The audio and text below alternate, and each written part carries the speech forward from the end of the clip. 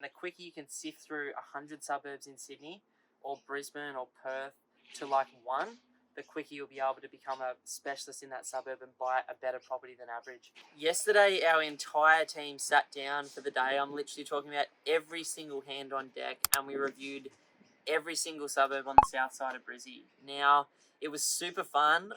As a business, we've got a really, really strong process for identifying the next best suburb. And we thought we've never really shared that with you guys in terms of how we do that suburb research to identify the hotspots. Like yesterday, in a 4-hour period as a team, we reviewed 40 suburbs across 40 key indicators each.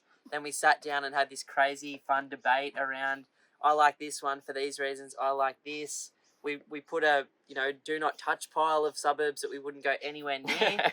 And then we've got a pile of maybes and a pile of absolutes. And so we just wanted to share some of those big rocks with you today so that regardless of where you're buying in Australia or around the world, you can really quickly identify if you should look at a suburb and therefore hopefully shortlist sooner rather than what most investors do, which is look at absolutely everything, which is a really, really dangerous way to play the game, because when you're looking at too much, you can never get the best of one thing. Exactly. And we're not talking about identifying markets, we're talking about identifying suburbs within markets. And we've done plenty of videos on the big rocks that matter when investing, when identifying markets, and we can try and link them up in the video as well so you can jump onto that. But today I wanted to get super specific about those key performance indicators that we look at. And after reviewing those 40 suburbs yesterday, we recognized that there was about 4 to 6 of them that are just so important. You cannot look over these things. So,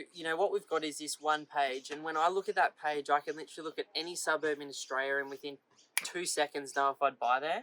And this is something that I've been really effective at over time when I was buying in Sydney or the Central Coast or now Brisbane and the Sunshine Coast. Just how to go from, okay, there's 300 suburbs in Brisbane or 700 in southeast Queensland to quickly going, these are the only 6 that I would even touch this year, or this is the best 20. And so the first thing is distance to the city. Now, Michael Matusik did some absolutely cracking research in the past.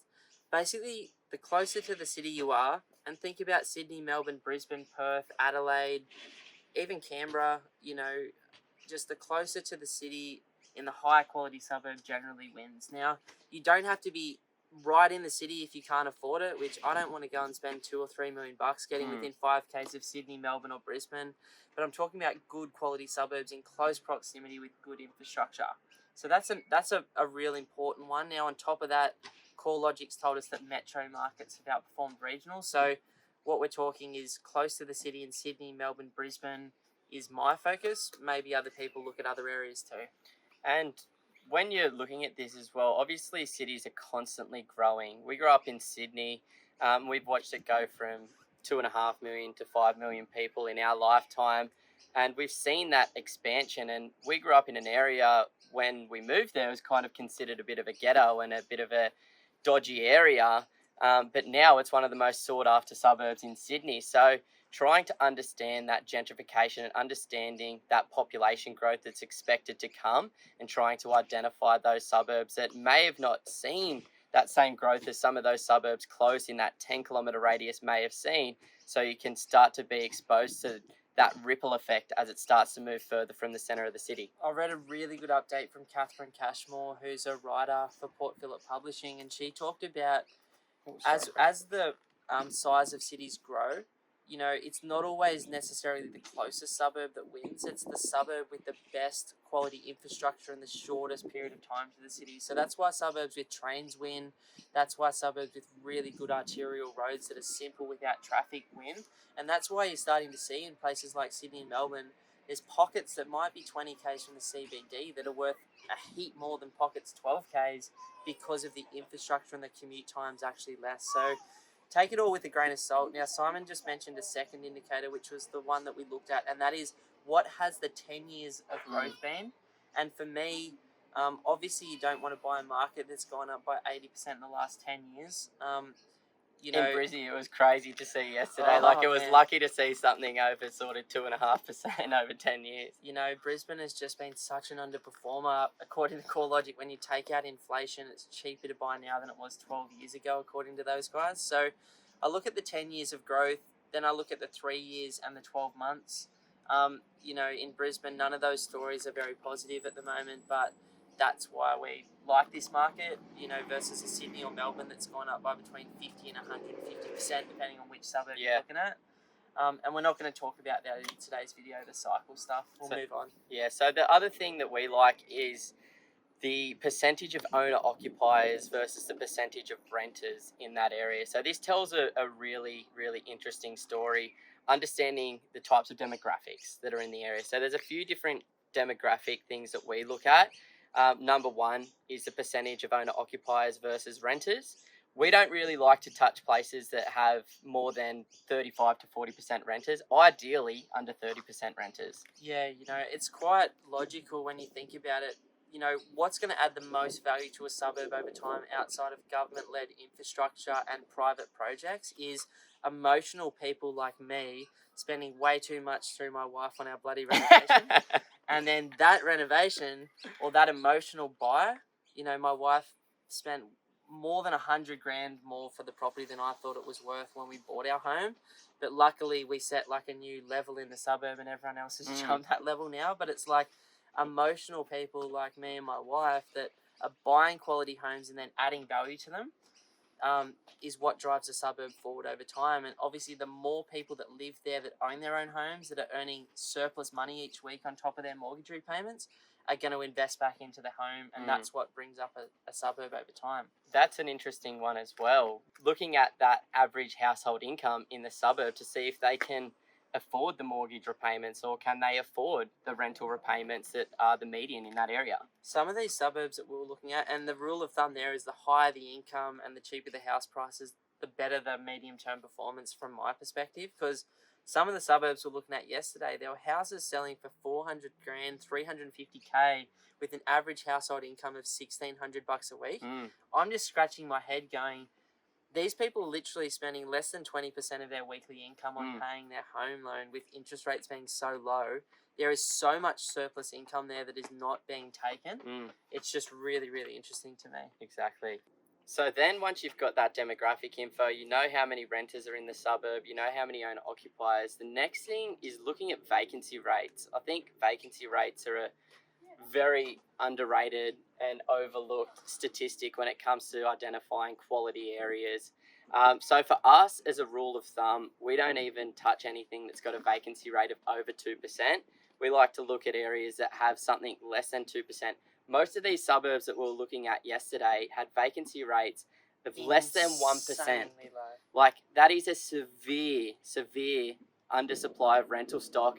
And what we also did is we looked at the sales history and we looked at the rental market in these areas as well to see, you know, if the yields are making sense, and you can understand why the vacancy rates are so low and why they're being able to get such high rents in these areas. Yeah, like the rents on normal houses in some of these suburbs were 5.5% without an auxiliary unit, tiny home or granny flat, whatever you want to call it, secondary dwelling.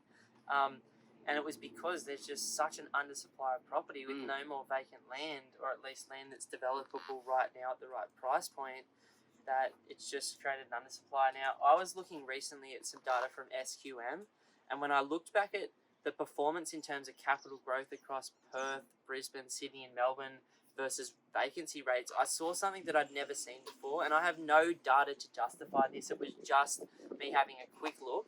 But it looked like when vacancy rates got below 1% in a city, then down the line impact of that, when it was, you know, below 1% for a period of 2, maybe 3 years, prices seem to absolutely go off their head down the line. Now, I don't know if that's an actual indicator, if it's a thing. I maybe not even should be saying it, but if you're a data geek like me, go and check out RP data and SQM's research in terms of what the average capital gain has been in these cities in the last 20 years, and then go have a look at the vacancy rates per year as well, and it's quite crazy. Like, it's something that I've never seen before until recently, and it was really, really interesting to look at. But below 2% means it's chronically undersupplied. Over 3% is oversupplied. Now, SQM's update this week has basically said that vacancy rates have dropped at a pretty considerable rate in the last month. Like, they obviously really spiked high at the start of the virus, but they've come down a lot quicker than we were expecting, to be honest, especially with no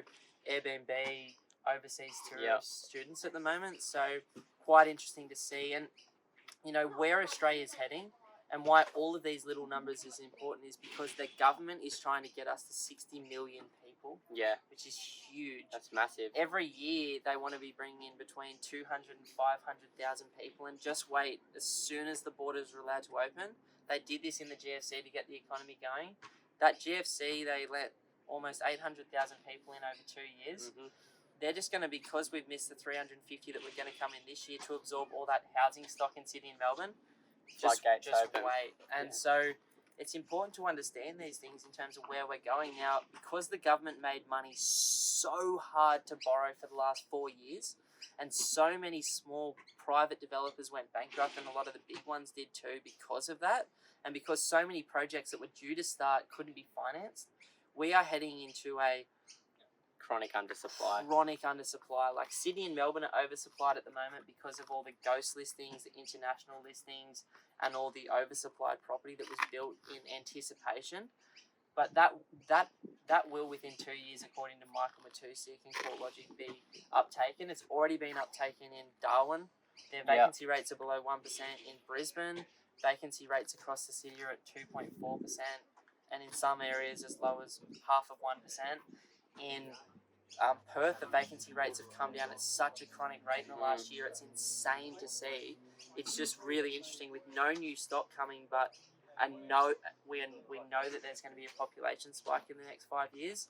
I'm kind of like looking at it like it's a train crash ready to happen, and unfortunately it's going to result in some markets, because of that, having people with population pressure forcing prices up over time. On top of all of that, we saw the article from Catherine Cashmore as well that was talking about lending and the fact that not all of the restrictions, but most of the restrictions that were made during the Royal Banking Commission are kind of being put on pause after this.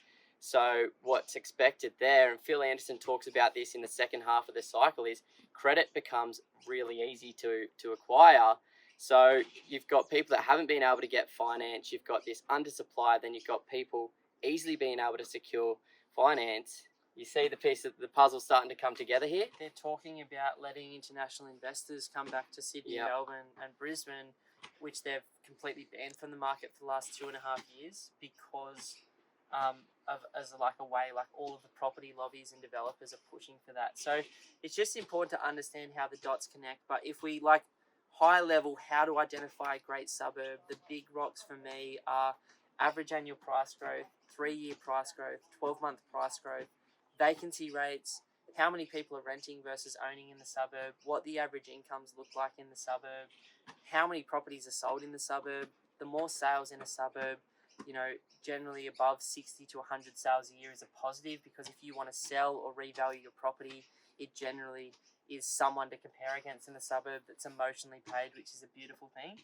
And public transport options as well. Having proximity to the CBD. And proximity to the CBD. Now, there's a whole bunch of other things that you can unpack as well. They're the 8 of literally 100 that we look at before we identify as would we look at a suburb or not. But these are like the quick ones that you can just go yes, no, yes, no. And the quicker you can sift through 100 suburbs in Sydney or Brisbane or Perth to one, the quicker you'll be able to become a specialist in that suburb and buy a better property than average. And have the confidence to be buying into that area as well. So I hope you've got a lot of value out of that one. Taking a few notes maybe, because there's some important information there. We're actually just about to head down there and check out some of these areas in the flesh as well, to see if the data backs up the area. Yeah, so excited about that. Thank you so much. Give us a thumbs up, subscribe or like or follow or comment, whatever you're deciding to do, wherever you're watching this. We're super excited to continue to educate you and have some fun around this property space over the next 5 years as the market unfolds. Cheers, guys. Thank you.